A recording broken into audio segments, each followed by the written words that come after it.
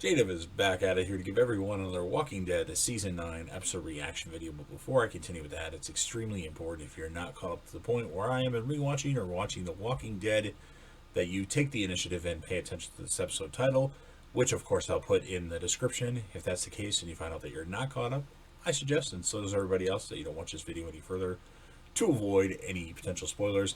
This is going to be The Walking Dead Season 9 episode number 3. Title of this episode is called Warning Signs. This will be my reaction review recap of the episode. And keep in mind, it's an episode I've seen before, just doing a reaction to it to have it on my channel, and doing a reaction to it due to the fact that they announced that season 11 of The Walking Dead is going to be the final season of the main Walking Dead show, not necessarily the end of The Walking Dead story.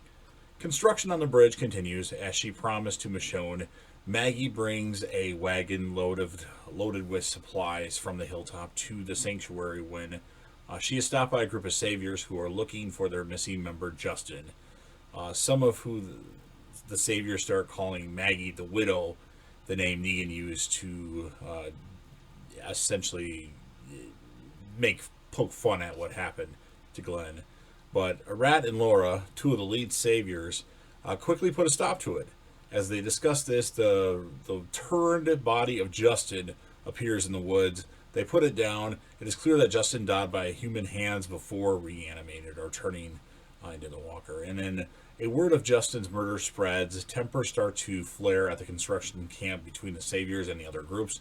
Rick arrives in time to stop any immediate violence and promises the saviors they will investigate.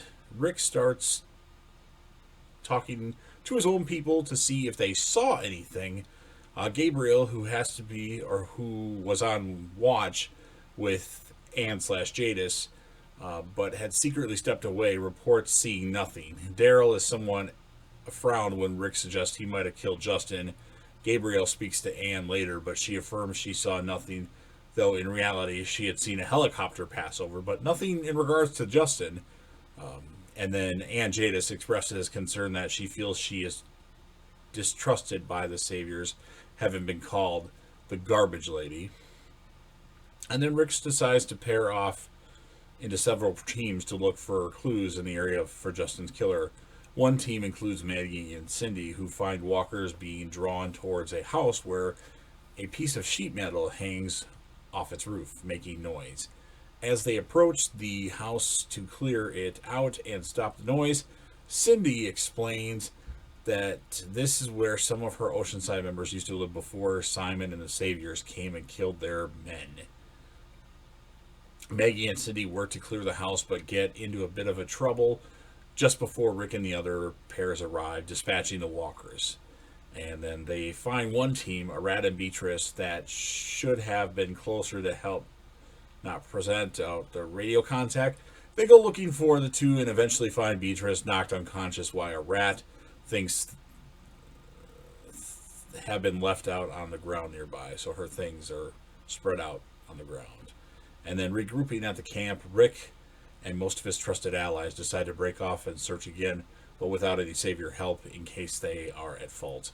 Rick and Carol go off in one group, and they run into some of the saviors led by Jed, and Jed holds Carol under a knife, demanding Rick drop his weapon so they can safely return to the sanctuary.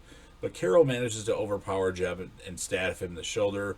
Daryl and Maggie find a few walker bodies, one of which had a harpoon through it, and follow them back to the Recover Center building where several Oceanside members, including Cindy and Beatrice, are holding Arat. Cindy reveals that they have been the ones behind some of the savior deaths, getting back at those that had murdered their husbands, sons, and brothers. Justified by Maggie's decision to hang Gregory, Arat was responsible for Cindy's brother's death, and Cindy remembers what Arat had said when they executed their men. No exceptions. After hearing this, Maggie and Daryl turn away while Cindy executes Arat. I'm really surprised because Arat's character, she was one of Negan's badass people, and you didn't think she would be that good, but it seemed like she was really turning good. Like she was, telling the saviors to leave Maggie alone. And I'm really surprised that they kind of wasted an opportunity with Arat, because I think she was actually a pretty strong character. Out of all the saviors that are left remaining, I think she was actually pretty legit. But Anne returns to the scavenger's junkyard. She locates a hidden cache and recovers a radio with. She makes a call requesting a pickup by helicopter. The male voice on the other end asks if she has an A or a B, but she has neither. The man tells her to be ready the next day, but only if she has an A. As the call ends, Anne/Jadis sees Gabriel had followed her to where she was and overheard the call. Gabriel deduces that Anne/Jadis had previously traded people to this unknown agent for supplies and had planned to do that with both Rick and him earlier. And then Anne/Jadis suggests that if he helps her, he could also join them. Gabriel refuses and plans to tell Rick, but Anne/Jadis stops him, and she tells him she once thought of him as a B, but he might be an A she needs, because Gabriel is a savage. I don't know what A and B really mean. Who knows? We don't know. The next day, the bulk of the Saviors leave the construction camp to return to the sanctuary. Maggie and Daryl walk along a different path. Maggie tells Daryl they tried Rick's way and it failed to work. So now they need to take another direction, and it is time to meet Negan. So Maggie plans on going to see Negan, and that is the end of the episode. So a little bit of filler. They had the Oceanside finally do something. They're executing members of the Saviors. That's pretty badass. It's about time they did something. The only other thing they did was in the season 8 finale when they saved, well, they didn't really save, but they helped Tara and Alden and the rest of the turned Saviors that were on the Hilltops team against the current Saviors. So that was crazy that they killed a rat. I wasn't expecting that to happen, but otherwise, no significance really. You had this character development with Jed. I don't know where that's going to go. So as far as the score of the episode, I'm going to give it a 7.9 out of 10. Again, it didn't really lead to much yet, I say. And the character of the episode, I'm going to give it to Rick Grimes, because Rick, there wasn't one big moment for a lot of people in this episode, so I had to go with kind of the smaller moments, and Rick did the most, I thought. So you've heard what I have to say. Now it's your turn. If you're a fan of The Walking Dead, smash that like button. If you know anybody else that would be interested in watching this, go ahead and share the video to them. Leave me a comment in the comment section about your thoughts on the episode, what you thought of a rat's execution.